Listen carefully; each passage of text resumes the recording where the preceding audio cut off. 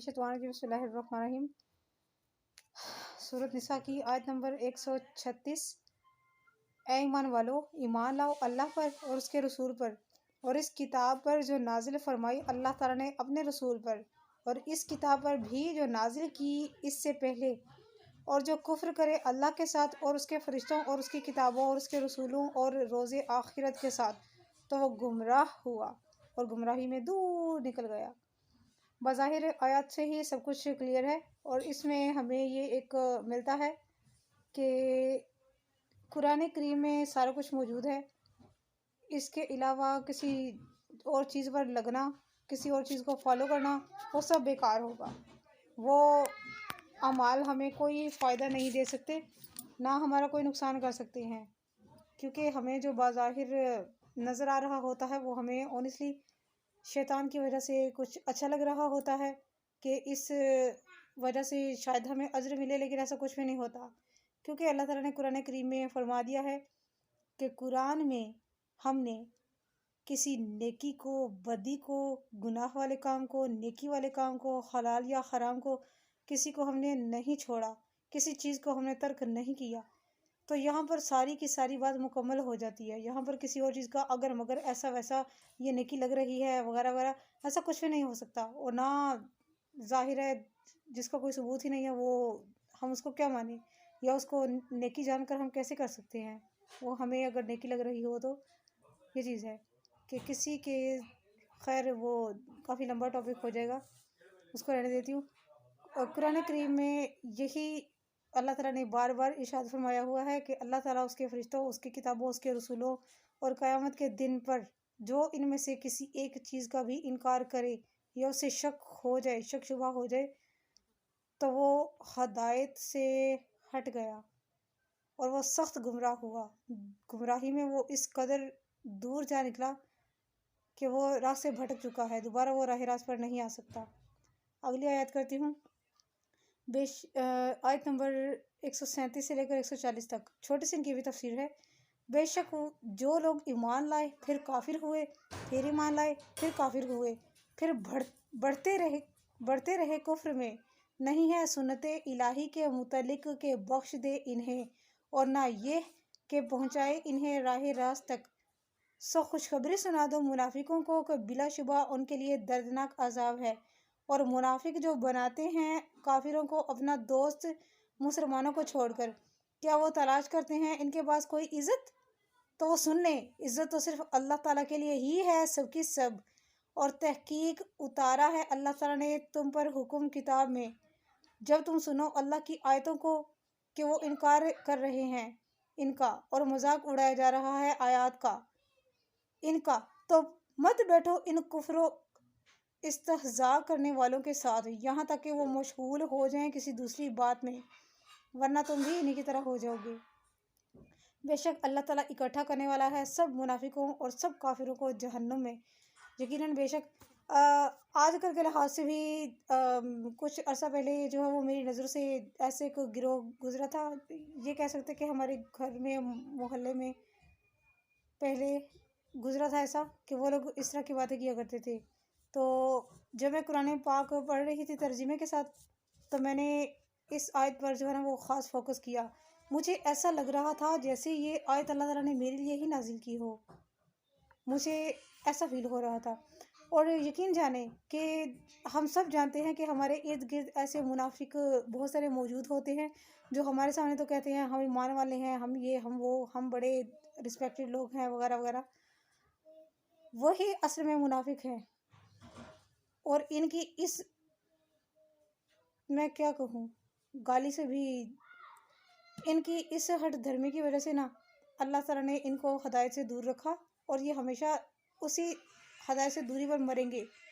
ان کو مرتے ہوئے بھی توبہ نصیب نہیں ہوگی، تو مرنے کے بعد کیا فائدہ؟ کیا فائدہ پھر ایسے صدقات ایسال ثواب کرنے کا؟ ایسے پھر کوئی فائدہ نہیں دے گا ان کو، کیونکہ انہوں نے زبان سے اور اپنے اعمال سے منافقت کو ظاہر کر دیا، ایمان سے پھر گئے۔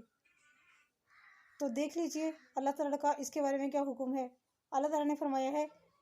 کہ یہ ان کی موت بھی انہی کی طرح ہوگی، مرنے کے بعد یہ اٹھیں گے بھی انہی کی طرح، انہی جیسے، جہاں وہ ہوں گے یہی وہ۔ یعنی دوزخ نے اسی شخص کا ذکر یہاں پر فرمایا ہے کہ جو ایمان لا کر مرتد ہو جاتا ہے، یعنی کہ جس پر اس کے ماں باپ، اس کے دوست یار، اہل و عیال سارے اس ایک چیز پر قائم ہیں، تو وہ ایک نئے راستے پر نکل پڑتا ہے۔ کیونکہ اس سے پہلے کی جو آیت ہے وہ تھوڑا بدعت کے حساب سے آ رہی ہے کہ ان کے علاوہ جس چیز کو آپ مانو گے تو بھٹک جاؤ گے سارا کچھ، اسی حساب سے یہ آ رہا ہے کہ جو اس طرح کر کے پھر گیا، اس نے کوئی نئی چیز، کسی نئی چیز پر اس نے چلنا شروع کر دیا تو وہ کافر ہو گیا۔ اس کے کفر میں اب کوئی وہ باقی نہیں بچی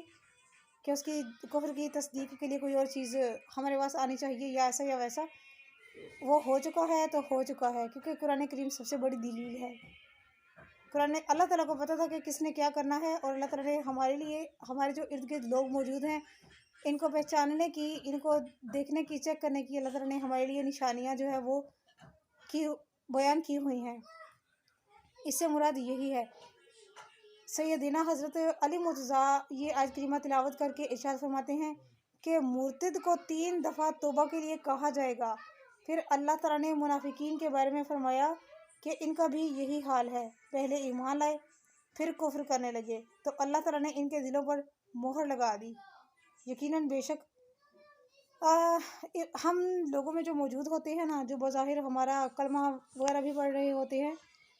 تو اس وقت یہ لوگ جس طرح مذاق کر رہے ہوتے ہیں آپس میں کافروں کے ساتھ مل کر،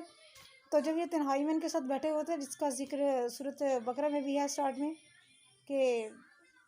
ایسے لوگ جو کہتے ہیں آمنا باللہ والیوم الآخر، تو جب وہ اکیلے ہوتے ہیں تو وہ مذاق اڑاتے ہیں منافقوں کے، کافروں کے ساتھ مل کر، منافق کہ ہم تو ان کے ساتھ مذاق کر رہے ہیں تاکہ وہ ہم پر ٹرسٹ کریں، ہم پر یقین کریں، جبکہ ہم ایمان والے نہیں ہیں، ہم لوگ تمہارے ساتھ ہیں۔ وہ لوگ سمجھ رہے ہوتے ہیں کہ ایمان والے موجود یہاں پر نہیں ہیں، اس محفل میں موجود ایمان والے نہیں ہیں، تو وہ اس بات کو کور کر جائیں گے، چھپا جائیں گے۔ لیکن جس کو پتا تھا، جس ہستی کو پتا تھا کہ یہ سب کچھ ہونا ہے، ایسے لوگ آنے ہیں، اس نے تو ہمیں پہلے ہی مطلع فرما دیا۔ اسی لیے کہتی ہوں قرآن کریم صرف اور صرف ہدایت ہے، اسے پڑھنے سے، ترجمے کے ساتھ پڑھنے سے کوئی بھٹکتا نہیں ہے، بلکہ ہمیں بہت ساری چیزیں مل جاتی ہیں، جو چیزیں ہمارے لیے نقصان دہ ہوتی ہیں ان کو چھوڑ کر، ان کو اگنور کر کے ہمیں فائدے مل سکتے ہیں انشاءاللہ۔ اللہ تعالیٰ ان کی اس روش کو سخت ناپسند فرماتا ہے، اور منافقین ان کافروں کے پاس عزت تلاش کرتے ہیں، کیونکہ آیت میں بھی بظاہر ترجمہ یوں تھا کہ ان کے پاس عزت نہیں ہے بلکہ ذلت ہی ہے۔ اور جس لوگوں کو اللہ تعالیٰ نے لعنتی، دنیا میں لعنتی ترین مخلوق قرار دیا ہے، تو آپ سوچ لیں کہ وہ اور کیا ان کے بارے میں، کیا ان کی عزت ہو سکتی ہے، بلکہ عزت ایمان والوں کے ساتھ ہی ہے۔ حضرت ابو ریحانہ روایت کرتے ہیں، رسول اکرم صلی اللہ علیہ وسلم نے ارشاد فرمایا کہ جو شخص فخر و غرور اور اپنی عزت ظاہر کرنے کے لیے اپنا نسب اپنے کافر باپ داداؤں سے ملائے اور اس طرح شمار کرتے ہوئے 9 آباء و اجداد تک پہنچ جائے، یعنی کہ وہ ہمارا فلانا یہ فلاں وہ فلاں وہ فلاں وہ پہنچ جائے، تو وہ ان کے ساتھ 10واں جہنمی ہوگا۔ یعنی کہ 9 پیڑھیوں تک وہ کہے کہ میرے اس کا یہ تھا، فلاں کا یہ تھا، وہ فلاں یہ بدمعاشی کرتا تھا، وہ کرتا تھا، تو ان سب کے ساتھ 10واں جہنمی یہ ہوگا، کیونکہ یہ ان پر گواہ ٹھہر گیا۔ مرنے کے بعد ہو سکتا ہے ان کی ہڈیاں بھی نہ رہی ہوں، وہ سیدھا ہو چکی ہوں، تو وہ ان کے بارے میں جب ایسی باتیں اٹھا رہا ہوتا ہے مرنے والے لوگوں کے بعد، تو اس صورت میں یہ ہوتا ہے کہ ان کے ساتھ 10واں جہنمی یہ شخص ہوگا جو ان کی تعریفیں کر رہا تھا، جو ان کی دہشت کے بارے میں کہہ رہا تھا۔ قد نزل علیکم فی الکتاب، اگر تم اللہ تعالیٰ کے اس حکم کو سننے کے بعد بھی باز نہ آئے اور کافروں کی اس مجلس میں بیٹھے رہے، تو جہاں اللہ تعالیٰ کی آیتوں کو جھٹلایا جا رہا ہے، ان کا مذاق اڑایا جا رہا ہے، تو تمہارا بھی شمار انہی میں ہوگا۔ جو شخص اللہ تعالیٰ اور روز آخرت پر ایمان رکھتا ہے، وہ اس دسترخوان پر نہ بیٹھے جہاں شراب کا دور چل رہا ہو۔ دیکھ لیجئے کتنی بڑی دلیل، کتنی بڑی اللہ تعالیٰ نے ہمیں نصیحت فرمائی ہے۔ وہ لوگ بھی حرام ہی ہیں جو ایسا کر رہے ہوں گے، اللہ کی آیتوں کا جہاں پر تمسخر، مذاق اڑایا جا رہا ہوگا، ایمان والوں کا اڑایا جا رہا ہوگا، وہ سارے کے سارے لعنتی ہیں۔ جو مسلمان ہم میں سے کوئی شخص ان میں بیٹھا ہوا ہوگا تو ہم بھی انہی میں آ جائیں گے، کیونکہ ہمیں مرنے کے بعد بھی اور قیامت والے دن بھی انہی کے ساتھ داخل کیا جائے گا جن کی محفل کو ہم پسند کرتے تھے۔ برائے مہربانی صدقہ جاری کی نیت سے شیئر کیجیے گا۔ جزاک اللہ خیر۔